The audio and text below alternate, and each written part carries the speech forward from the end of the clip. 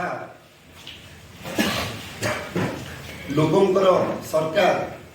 7 मास पर लोक मान सहित ना रंग मारे व्यस्त ना चेंज कर व्यस्त खाइबार व्यस्त ये गुरुत्वपूर्ण प्रसंग जहाँ संजय बाबू कहते वक्तव्य डेलांग बीपी निर्वाचन मंडली पाखापाखि 15टी पंचायत दया नदी पर जो गंगुआ नदीर पानी पर निर्भर करे दुखर विषय गंगुआ नदी वर्तमान गंगुआ नाल भाव में परिचित हो सबू ड्रेन पानी विशेषकर भुवनेश्वर जो पानी निष्कासन करा ड्रेनेज पानी जो निष्कासन करा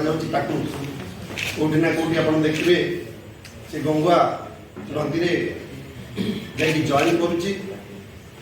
ये प्रसंग को गुरुत्व सहित नहीं समाधान कर लक्ष्य रखी था मोहन माझी सरकार निश्चित सफलता पाई था 100 कोटी टंका पूर्वतन मुख्यमंत्री श्री नवीन पट्टनायक महोदय डेलांग ब्लॉक पीवा पानी प्रकल्पर शुभारंभ करते पाखापाखि 1.5 वर्ष हो नूतन सरकार आसला परे से कार्य ठप हो बर्तमान ये एक गुरुत्वपूर्ण प्रसंग कलेक्टर को जदि विधायक फोन कर अध घंटा भितर पुरी पिपिली आसिक पहुंची जाउछंती किंतु जेतबेले लोक एते असुविधार सम्मुखीन होउछंती ता पाई ताकर समय नहीं आउ गोटे गुरुत्वपूर्ण जिनस जहाँ संजय बाबू कहते माछ जदि देखिए प्राय मरिकी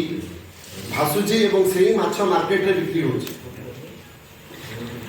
आर मध्य तदंत करने दरकार विशेषकर मो निर्वाचन मंडली रे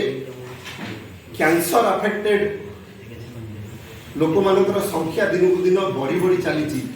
गंगुआ नदीर पानीर कारण जो गाधेया पीवाई पानी व्यवहार करती आर मोर निवेदन रु तुरंत आपको समाधान करने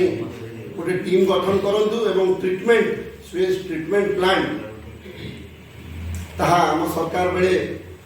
प्रपोजाल अप्रूवाल होता किंतु ताकू केबे सुधा वर्तमान मोहन माझी सरकार कार्यकारी करेंगे एवं लोक मान पाखे रे जो कथा देते लोक मान सरकार वर्तमान लोक मान पाखे ना एवं भारत वर्ष में बोधे प्रथम राज्य हम ओडिशा जोटी 7 मास भितर जनसाधारण विश्वास और भरोसा बीजेपी मोहन माझी सरकार उठी